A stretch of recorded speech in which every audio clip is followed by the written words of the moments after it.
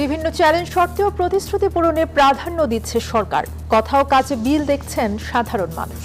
কিছু চাই না, আমরা চাই খাইতে, ভালো মতন চলতি। ওনারা তো ভালো কিছু দিচ্ছে, যেমন চিকিৎসা, হেলথ কার্ড, কৃষি কার্ড। ভোগান্তি লাঘবে নানা পরামর্শ বিশ্লেষকদের। কোন দিকে সরকার হাঁটবে, কোনগুলোকে প্রায়োরিটি বেসিসে কার্যকর করবে, এইসব জায়গা কিন্তু সরকার ঠিক করছে। জুলাই হত্যায় কাদের, সাদ্দাম সহ শীর্ষ 7 নেতার সর্বোচ্চ সাজা চায় প্রসিকিউশন। উবাইদুল কাদের, তিনি বাংলাদেশের ইতিহাসে একজন রাজনৈতিক জোকার। তার এই দায়িত্ব জ্ঞানহীন বক্তব্য, কর্মকাণ্ডের কারণে আজকে সারা বাংলাদেশে 1400 মানুষ শহীদ হয়েছে। আরো দুটি কল রেকর্ড ট্রাইব্যুনালে। খাওয়ার ডিসিশনটা কে দিয়েছে স্যার? আমার স্বরাষ্ট্রমন্ত্রী, আমার এসবি চিফ, এরা দিয়েছে খাওয়ানোর জন্য। তারা নির্দেশ দিলে তোমাকে ছবি তুলে বাইরে পাঠাতে। 6 পুলিশ কর্মকর্তা বরখাস্ত। দেশে দারিদ্র্য কিছুটা কমলেও সম্পদের বৈষম্য বেড়েছে মত অর্থনীতিবিদদের। সামাজিক বিবেচনায় নানা কর্মসূচি নিচ্ছে সরকার। কঠিন সময়ে যে প্রকল্পগুলো নেওয়া হয়েছে সবগুলো সামাজিক বিবেচনায় নেওয়া হয়েছে। যারা কর্মসংস্থান দিবেন এবং যারা কর্মসংস্থান নিতে যাচ্ছেন ওনাদেরকে কিভাবে কানেক্ট করব। আজকের পর থেকেই কমে আসবে লোডশেডিং, জানান বিদ্যুৎ প্রতিমন্ত্রী। সংকট মোকাবিলায় সর্বোচ্চ চেষ্টা করছে সরকার। সাভার থেকে ফের বোমা সদৃশ্য বস্তু উদ্ধার, বিস্ফোরক দ্রব্য নিয়ন্ত্রণ আইনে মামলার প্রস্তুতি। বরিশালে আদালত প্রাঙ্গণে বিস্ফোরণ। 12 লাখ টাকার চুক্তিতে হত্যা করা হয় সালমান শাহকে। স্বীকারোক্তিমূলক জবানবন্দিতে পুরো ঘটনাটা সালমান শাহকে কিভাবে হত্যা করা হয়েছে সেটা উঠে এসেছে। উন্মোচিত হতে যাচ্ছে 29 বছরের জমা রহস্যের জট, ডনের জামিন না। স্বাগত নিউজ 24 সংবাদে। দর্শক, পুরো সংবাদে আপনাদের সাথে আছি আমরা দুজন, আমি সোহাগ বক্স এবং আমি তসনিম অর্থী। দেখছিলেন সুপার বোর্ড সংবাদ শিরোনাম। নানামুখী চ্যালেঞ্জ থাকলেও নির্বাচনী প্রতিশ্রুতি পূরণকেই প্রাধান্য দিচ্ছে সরকার। যতটা সম্ভব যে কোনো সংকটের দ্রুত সমাধান করা হচ্ছে, জনভোগান্তি লাঘবে নেওয়া হচ্ছে কার্যকরী পদক্ষেপ। নতুন সরকার নিয়ে এমনই মূল্যায়ন সাধারণ মানুষ আর বিশ্লেষকদের। তারা বলছেন সরকারের কথা এবং কাজে খুব একটা অমিল হয়নি এখনো পর্যন্ত। গ্যাস বিদ্যুতের সরবরাহ ঠিক রেখে নিত্যপণ্যের দাম নিয়ন্ত্রণ আর আইন শৃঙ্খলা পরিস্থিতি স্বাভাবিক রাখা হবে সরকারের জন্য বড় চ্যালেঞ্জ। নাইমা জিকোর রিপোর্ট।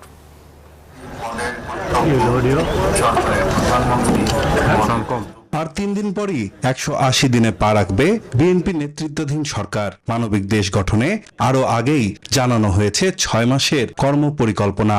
এরই মধ্যে প্রতিশ্রুতি অনুযায়ী কাজ করে ইতিবাচক ভাবমূর্তি গড়ে উঠেছে জনমনে।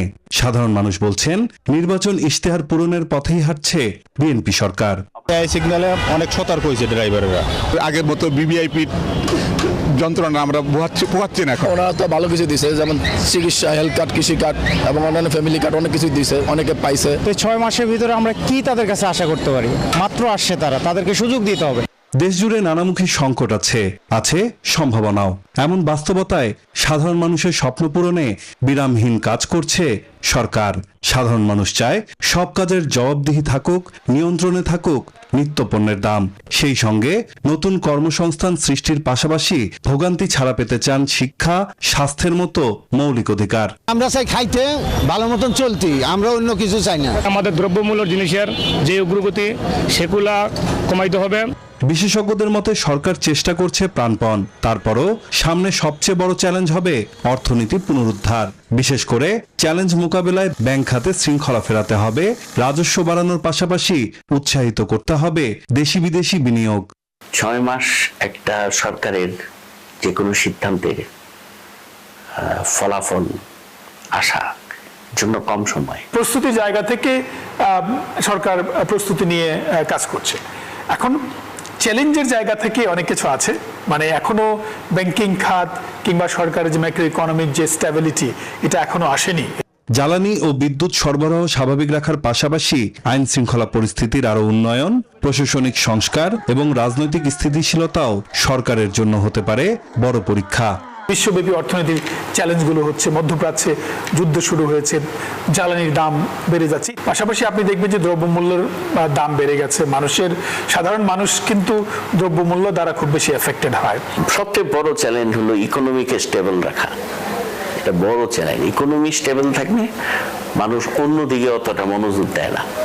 সাধারণ মানুষ মনে করেন রাজনীতিতে গুণগত পরিবর্তন আনতে ভীষণ আন্তরিক বিএনপি সরকার। তবে কারো কারো মতে গণমানুষের স্বপ্ন পূরণে যতটা আন্তরিক প্রধানমন্ত্রী তারেক রহমান, ঠিক ততটা নন মন্ত্রী পরিষদের অনেক সদস্য। নাইম আল চিকো, নিউজ 24, ঢাকা। সমন্বয়কদের খাওয়ানোর ছবি প্রকাশের ঘটনায় সাবেক ডিবি প্রধান হারুনকে সরানোর নির্দেশ দেন সাবেক প্রধানমন্ত্রী শেখ হাসিনা। নির্দেশনায় যুক্ত সাবেক স্বরাষ্ট্রমন্ত্রী আসাদুজ্জামান খানও। ট্রাইব্যুনালে দাখিল করা দুটি কল রেকর্ডে এসব তথ্য উঠে এসেছে। এদিকে আদালতে চিফ প্রসিকিউটর জানিয়েছেন, জুলাই আন্দোলন দমনে খরচ করা হয় 3 লাখের বেশি রাউন্ড গুলি। এর নির্দেশদাতা কাদের সাদ্দাম সহ শীর্ষ 7 নেতার সর্বোচ্চ সাজা চায় প্রসিকিউশন। ডিএমপিতেই থাকবে, অ্যাজ ইট ইজ থাকবে, শুধু ডিবির জায়গায় সে অন্য আরেকটা দায়িত্ব যাবে। জুলাই আন্দোলনের সময় ডিএনপির ডিবি প্রধান হারুন আর রশিদের ওপর ক্ষুব্ধ হয়ে এমন নির্দেশ দেন সাবেক প্রধানমন্ত্রী শেখ হাসিনা। কারণ ডিবি কার্যালয়ে সমন্বয়কদের খাওয়ানোর ছবি প্রকাশ করা হয়েছিল। মিটিং করে যেহেতু প্রাইম মিনিস্টার এইভাবে বলতেছেন, আমি তখন এইটাই সিদ্ধান্ত নিয়েছি ওনার টেক্সটটা পাল্টে। সামাজিক যোগাযোগ মাধ্যমে ছড়িয়ে পড়ে সেসব ছবি।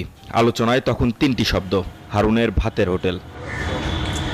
সেই রেকর্ড জমা পড়ল আন্তর্জাতিক অপরাধ ট্রাইব্যুনালে, যেখানে শোনা যাচ্ছে ছবি প্রকাশে সাবেক স্বরাষ্ট্রমন্ত্রী আসাদুজ্জামান খান কামালের নির্দেশনারও যোগসূত্র ছিল।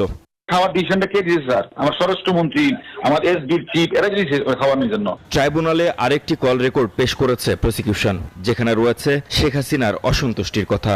ওবায়দুল কাদের সাহেবের মামলা থেকে আমরা দেখিয়েছি যে তিনি তৎকালীন ডিবি প্রধান হারুন রশিদ সাহেবের সাথে টেলিফোনে কথোপকথন করছেন। হারুন সাহেবের বিরুদ্ধে তৎকালীন প্রধানমন্ত্রী একটা বিষয়ে অসন্তুষ্ট হয়েছিলেন। মানবতা বিরোধী অপরাধের মামলায় সমাপনী যুক্তিতর্কে বিভিন্ন বিষয় তুলে ধরেন চিফ প্রসিকিউটর। জানান, আন্দোলন দমনে গুলি করা হয়েছিল কয়েক লাখ রাউন্ড। তারা ছিল আসলে দুর্বৃত্তপরায়ণ, তারা ছিল দুর্নীতিবাজ, তারা ছিল দুষ্কৃতিকারী এবং প্রত্যেকেই 6 জন তারা মানবতা বিরোধী অপরাধ সংগঠন করেছে।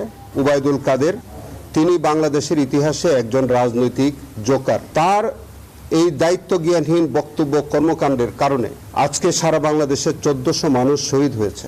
মামলাটির আসামি হলেন ওবায়দুল কাদের, আফামা বাহাউদ্দিন নাসিম, মোহাম্মদ আলী আরাফাত, শেখ ফজলে শামস পরশ, মাইনুল হোসেন খান নিখিল, সাদ্দাম হোসেন ও শেখ ওয়ালি আসিফ ইনান। আমরা সন্দেহাতীতভাবে এই মামলাটি প্রমাণ করতে সক্ষম হয়েছে। মাহমুদ হাসান, নিউজ 24, ঢাকা। কর্মস্থলে অনুপস্থিত থাকায় ঢাকা মেট্রোপলিটন পুলিশের সাবেক আলোচিত যুগ্ম কমিশনার বিপ্লব কুমার সরকার সহ 6 পুলিশ কর্মকর্তাকে চাকরি থেকে স্থায়ীভাবে বরখাস্ত করা হয়েছে। স্বরাষ্ট্র মন্ত্রণালয়ের জননিরাপত্তা বিভাগের পৃথক প্রজ্ঞাপনে তাদের চাকরি থেকে বরখাস্ত করা হয়। বরখাস্ত হওয়া অন্য পুলিশ কর্মকর্তারা হলেন কাজী আশরাফুল আজিম, মোহাম্মদ গুলাম রোহানি, সুদীপ কুমার চক্রবর্তী, রাজন কুমার দাস ও মোহাম্মদ ইকবাল হোসাইন। এরা সবাই ফ্যাসিস্ট সরকারের আমলে প্রভাবশালী হিসেবে পরিচিত ছিলেন। জুলাই গণঅভ্যুত্থানে ছাত্র জনতার উপর চালানো হত্যাযজ্ঞেও তাদের সক্রিয় ভূমিকার অভিযোগ রয়েছে।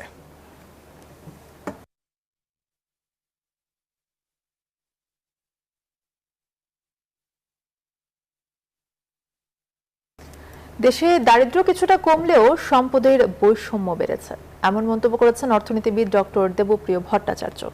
রাজধানীর চিন্ময়ী সম্মেলন কেন্দ্রে এক সেমিনারে তিনি কথা বলেন।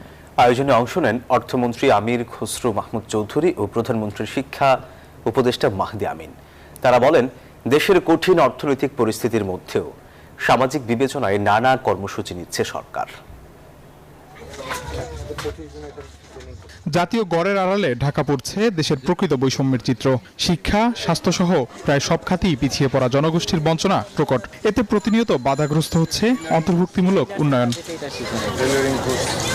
রাজধানীর চিন্মৈত্রী সম্মেলন কেন্দ্রে এসডিজি অর্জনে কৌশলগত নীতি বিষয়ক সেমিনারে উঠে আসে এমন বক্তব্য। দরিদ্র জনগোষ্ঠীর জন্য নীতি সহায়তার পরামর্শ দেন অর্থনীতিবিদ ডক্টর দেবপ্রিয় ভট্টাচার্য। সাম্প্রতিককালে দারিদ্র্য বিমোচনের হার শ্লথ হয়ে গেছে। যেহেতু আগে যত দ্রুত 1% প্রবৃদ্ধি করলে যতখানি গরিব মানুষ কমে যেত, এখন তার চেয়ে অনেক কম মানুষ কমে যাচ্ছে, সেহেতু উন্নয়নের প্রবৃদ্ধির যে চরিত্র সেটা নিয়ে প্রশ্ন উঠেছে। টেকসই উন্নয়ন লক্ষ্যমাত্রা বা এসডিজি বাস্তবায়নে সরকারের নানা উদ্যোগের কথা তুলে ধরেন অর্থমন্ত্রী। কঠিন সময়ে যে প্রকল্পগুলো নেওয়া হয়েছে সবগুলো সামাজিক বিবেচনায় নেওয়া হয়েছে। বাংলাদেশের একেবারে নিম্ন আয়ের মানুষ তাদেরকে নিয়ে বিবেচনার মধ্যে করা হয়েছে। প্রধানমন্ত্রী শিক্ষা উপদেষ্টা সহ বক্তাদের কথায় উঠে আসে অন্তর্ভুক্তিমূলক উন্নয়নে গুরুত্ব দেওয়ার তাগিদ। আমাদের লক্ষ্য সেই এমপ্লয়মেন্ট এক্সচেঞ্জের মাধ্যমে ডিমান্ড এবং সাপ্লাইকে কানেক্ট করা, অর্থাৎ জেলা পর্যায়ে আমরা চলে যাব এবং সেখানে লোকাল যারা এমপ্লয়ার রয়েছে এবং এমপ্লয়ি রয়েছে, যারা কর্মসংস্থান দিবেন এবং যারা কর্মসংস্থান নিতে যাচ্ছেন, ওনাদেরকে কিভাবে কানেক্ট করব, কিভাবে আমরা ফিজিক্যাল এবং ভার্চুয়াল বোথ স্পেসে তাদের কাজের সুযোগ করে দিব। মানুষের সৃজনশীলতা কাজে লাগানোর সুযোগ সৃষ্টির পরামর্শ উঠে আসে সেমিনারে। এ লক্ষ্যে কাজ করার কথা জানান সরকারের মন্ত্রী ও উপদেষ্টারা। বিভিন্ন সেক্টর ওয়ারি। আবি আব্দুল্লাহ, নিউজ 24, ঢাকা। দেশ জুড়ে তীব্র লোডশেডিং এ বিপর্যস্ত মানুষ।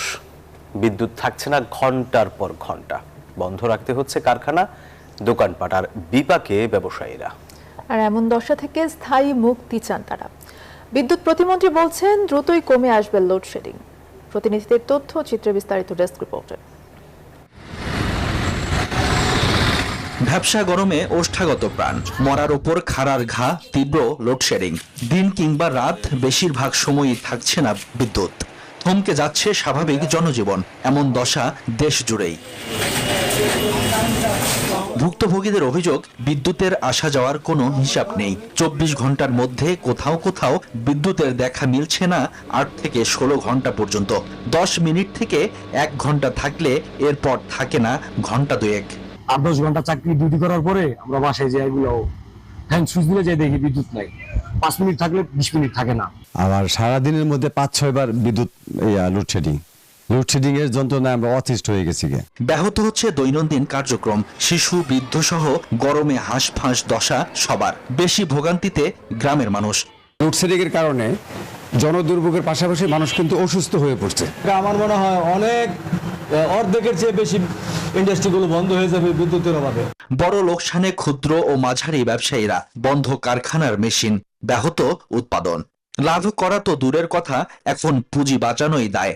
আমরা বিকল্প বিদ্যুৎ হিসাবে আমরা জেনারেটর দিয়ে আমরা ফ্যাক্টরি চালাই, কিন্তু ওই ক্ষেত্রে ওখানে গিয়ে আমরা অ্যাটলিস্ট 5 to 10% আমাদের প্রোডাকশনটা কমে যায়। বিদ্যুৎ ও জ্বালানি প্রতিমন্ত্রী জানান, জনদুর্ভোগ কমাতে সর্বোচ্চ চেষ্টা করে যাচ্ছে সরকার।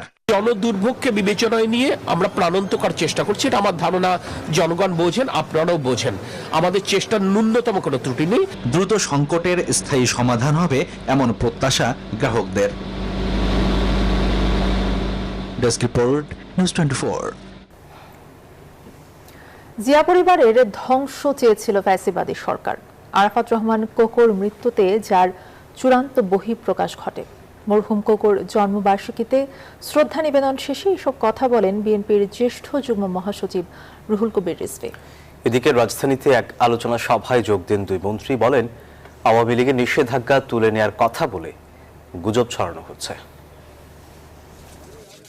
প্রয়াত রাষ্ট্রপতি জিয়াউর রহমানের কনিষ্ঠ পুত্র মরহুম আরাফাত রহমান কোকোর 57তম জন্মবার্ষিকী। রাজধানীর বনানীতে কবর জিয়ারত করতে যান বিএনপির জ্যেষ্ঠ যুগ্ম মহাসচিব রুহুল কবির রিজভী। বলেন, মুক্তিযুদ্ধ বিরোধী কোনো শক্তিকে জনগণ আর সুযোগ দেবে না। মায়ের কোলে সন্তানের লাশ, এটা যে কত বড় হৃদয় ভাঙা একটি ঘটনা সেটা বলা যাবে না।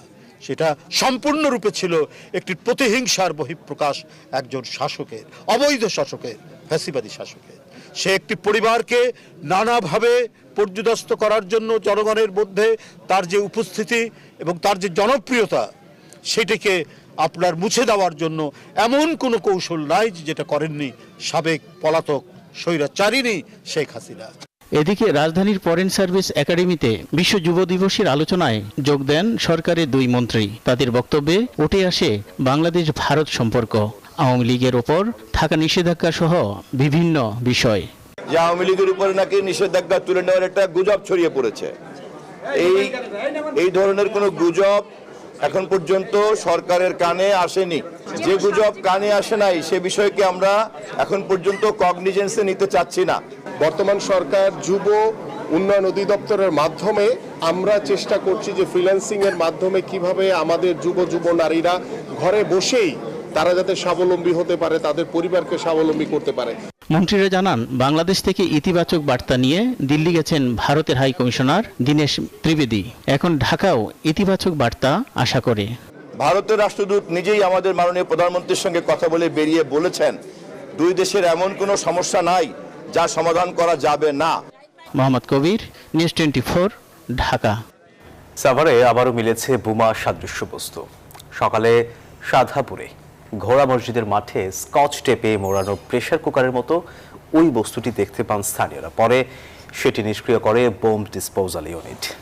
এর আগে মঙ্গলবার রাতে হেমায়েতপুরের শ্যামপুর এলাকার দুটি স্থান থেকে 14টি তাজা হাত বোমা উদ্ধার করে পুলিশ। এ ঘটনায় জড়িত সন্দেহে একজনকে আটক করা হয়। অন্যদিকে বরিশাল জেলা ও দায়রা জজ আদালতের প্রধান ফটকে ককটেল সদৃশ্য বস্তুর বিস্ফোরণ ঘটে। বিস্তারিত ডেস্ক রিপোর্টে। অটোরিকশা করে আসা 3 ব্যক্তির একটি নীল রঙের প্লাস্টিকের ড্রাম রেখে চলে যাওয়ার দৃশ্যটি ধরা পড়ে সিসিটিভি ফুটেজে। সকালে সন্দেহজনক মনে হলে স্থানীয়রা নীল রঙের ড্রামটির ভেতর কাপড় চোপড়, কুরআন শরীফের সঙ্গে একটি ব্যাগ দেখতে পান। সাভারের সাধাপুর গোলাপের বাড়ি লালটেক ঘোড়া মসজিদের মাঠে এ ঘটনা ঘটে। প্রত্যক্ষদর্শীরা জানায়, ওই ব্যাগের ভেতর স্কচ টেপে মোড়ানো একটি বোমা সদৃশ প্রেসার কুকার দেখতে পান তারা। পরে বস্তুটি তারা মসজিদের মাঠে রেখে পুলিশে খবর দেন। ঘটনাস্থলে পৌঁছে পুলিশ স্থানীয়দের নিরাপদ দূরত্বে সরিয়ে দেয়। দেখি 3 লোক খারাপ আর 3 মধ্যে 2জন ঘাসের বিলের মধ্যে ঢুকি। অবশ্যই আতঙ্কে আছে, কারণ এই এত বড় একটা জিনিস আমাদের গ্রামের মানুষ এটা তো কোনোদিন কল্পনা করে নাই। এরই মধ্যে ওই বস্তুটি নিষ্ক্রিয় করা হয়েছে। এ ঘটনায় বিস্ফোরক দ্রব্য নিয়ন্ত্রণ আইনে মামলা হবে বলে জানায় পুলিশ। ধারণা করা হচ্ছে যদি ওরকম হয় আমরা তাদেরকে আইডেন্টিফাই করে গ্রেফতার করব। তদন্তাধীন আছে, বিষয়টা অনুসন্ধানে আছে। এর আগে মঙ্গলবার গভীর রাতে উপজেলার হেমায়েতপুরের শ্যামপুর এলাকায় আলাদা দুটি স্থান থেকে 14টি তাজা হাত বোমা উদ্ধার করে পুলিশ। ঘটনায় জড়িত সন্দেহে একজনকে আটক করা হয়। পরে আটককৃতের তথ্যের ভিত্তিতে জঙ্গি আস্তানা সন্দেহে একটি বাড়ি ঘেরাও করা হয়। এ ঘটনায় পুলিশ বাদী হয়ে সাভার থানায় মামলা করেছে। অন্যদিকে বরিশাল জেলা ও দায়রা জজ আদালতের প্রধান ফটকে ককটেল বিস্ফোরণ ঘটেছে। আকস্মিক বিস্ফোরণে বিকট শব্দে পুরো আদালত চত্বরে আতঙ্কের সৃষ্টি হয়। Desk report, news 24। এলডিসি উত্তরণ পরবর্তী আন্তর্জাতিক বাজারের চ্যালেঞ্জ মোকাবেলায় ইন্দোনেশিয়া, মালয়েশিয়া সহ 12টি দেশের সাথে মুক্ত বাণিজ্য চুক্তি করতে চায় সরকার। এ বিষয়ে দেশগুলোর সাথে আলোচনা চলছে বলে জানিয়েছেন বাণিজ্যমন্ত্রী খন্দকার আব্দুল মুক্তাদির। দ্রুতই মুক্ত বাণিজ্য চুক্তি নিয়ে আলোচনা শুরু হবে ইউরোপীয় ইউনিয়নের সাথেও। সকালে রাজধানীতে হালাল পণ্যের সম্ভাবনা বিষয়ে বেসরকারি গবেষণা সংস্থা BIISS আয়োজিত অনুষ্ঠানে এসব তথ্য জানান বাণিজ্যমন্ত্রী। বলেন, একই সাথে রপ্তানি সক্ষমতা ও বিদেশি বিনিয়োগ বাড়াতে জ্বালানির সহজলভ্যতা নিশ্চিত করা সহ নানা উদ্যোগ নেওয়া হয়েছে। এ সময় বক্তারা বলেন, $3 ট্রিলিয়ন বৈশ্বিক হালাল পণ্যের বাজারের সম্ভাবনা কাজে লাগাতে সঠিক নীতি কাঠামো, গবেষণা, প্রযুক্তি, দক্ষ জনশক্তি প্রয়োজন। এ সময় হালাল সনদের একক কমিশন গঠনের ঘোষণা দেন বাণিজ্যমন্ত্রী। আমরা ইন্দোনেশিয়া, মালয়েশিয়া সাথেও আগামী দিনে FTA-তে যাব। এছাড়াও আরো 10-12টা দেশের সাথে আমাদের FTA নেগোসিয়েশন চলমান। ইউরোপিয়ান ইউনিয়নের সাথেও হয়তো মাসখানেক পরে আমাদের আনুষ্ঠানিকভাবে আলোচনা শুরু হবে ফ্রি ট্রেড এগ্রিমেন্টের জন্য। তো উদ্দেশ্য একটাই, আমরা বিনিয়োগের কাঙ্ক্ষিত পরিবেশ তৈরি করব। প্রধানমন্ত্রীর পররাষ্ট্র বিষয়ক উপদেষ্টা হুমায়ুন কবিরের সঙ্গে সৌজন্য সাক্ষাৎ করেছেন ঢাকায় নিযুক্ত মালদ্বীপের হাই কমিশনার শিউনিন রাশিদ। বিকালে তেজগাঁওয়ে প্রধানমন্ত্রীর কার্যালয়ে এই সাক্ষাৎ অনুষ্ঠিত হয়। সাক্ষাৎকালে দুই দেশের দ্বিপাক্ষিক সম্পর্ক এবং অভিন্ন স্বার্থ সংশ্লিষ্ট বিষয়ে আলোচনা হয়। এ সময় পর্যটন, মানব সম্পদ ও বিনিয়োগ সহ বিভিন্ন ক্ষেত্রে পারস্পরিক সহযোগিতা বৃদ্ধির উপর গুরুত্ব আরোপ করা হয়। উভয় পক্ষ বাংলাদেশ ও মালদ্বীপের মধ্যে বিদ্যমান বন্ধুত্বপূর্ণ সম্পর্ক আরও জোরদার করতে তাদের অঙ্গীকার পুনর্ব্যক্ত করেন।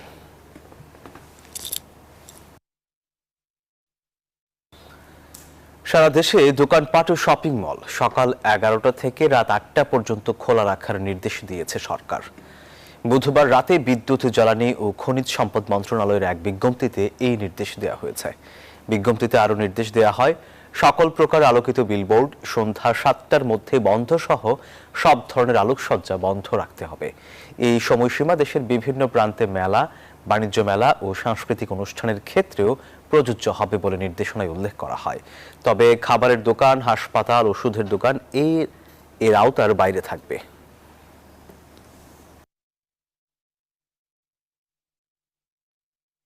এবারে আন্তর্জাতিক প্রসঙ্গ। পশ্চিম ইউরোপের আকাশে অপেক্ষা করছে এক বিরল মহাজাগতিক দৃশ্য, পূর্ণগ্রাস সূর্যগ্রহণ। 1999 সালের পর আবারও ইউরোপের বিভিন্ন অঞ্চলের মানুষ দেখতে পারবেন চাঁদের ছায়ায় সূর্য পুরোপুরি ঢেকে যাওয়ার বিস্ময়কর মুহূর্ত। তবে ভৌগোলিক কারণে বিরল এই দৃশ্য দেখতে পারবে না বাংলাদেশ সহ এশিয়ার বড় একটি অংশ। সূর্য, চাঁদ আর পৃথিবী যখন একই সরল রেখায় চলে আসে তখনই ঘটে সূর্যগ্রহণ। আর চাঁদ যখন পুরোপুরি ঢেকে দেয় সূর্যের আলো, তখন সৃষ্টি হয় পূর্ণগ্রাস সূর্যগ্রহণ। 1999 সালের পর ইউরোপে এটি হতে যাচ্ছে সবচেয়ে দীর্ঘ পূর্ণগ্রাস সূর্যগ্রহণ। আইসল্যান্ড থেকে স্পেন পর্যন্ত বিস্তৃত সংকীর্ণ পাথ অফ টোটালিটি ধরে ছুটবে চাঁদের প্রচ্ছায়া। প্রথমে পেরিয়ে যাবে উত্তর সাইবেরিয়া, আর্কটিক মহাসাগর ও পূর্ব গ্রিনল্যান্ড। এরপর উত্তর আটলান্টিক পেরিয়ে পশ্চিম আইসল্যান্ড থেকে উত্তর স্পেন, ভূমধ্যসাগরীয় উপকূল এবং বালেয়ারিক দ্বীপপুঞ্জে গিয়ে শেষ হবে এর পথ। তবে এই পুরো মহাজাগতিক দৃশ্য দেখা সবার ভাগ্যে জুটবে না। পৃথিবীর যে সংকীর্ণ অঞ্চলের উপর দিয়ে চাঁদের প্রচ্ছায়া অতিক্রম করবে সেখান থেকেই দেখা যাবে পূর্ণগ্রাস সূর্যগ্রহণ। আর আইসল্যান্ডের পশ্চিমে উত্তর আটলান্টিক মহাসাগরের ওপরেই পূর্ণগ্রাসের স্থায়িত্ব হবে সবচেয়ে বেশি।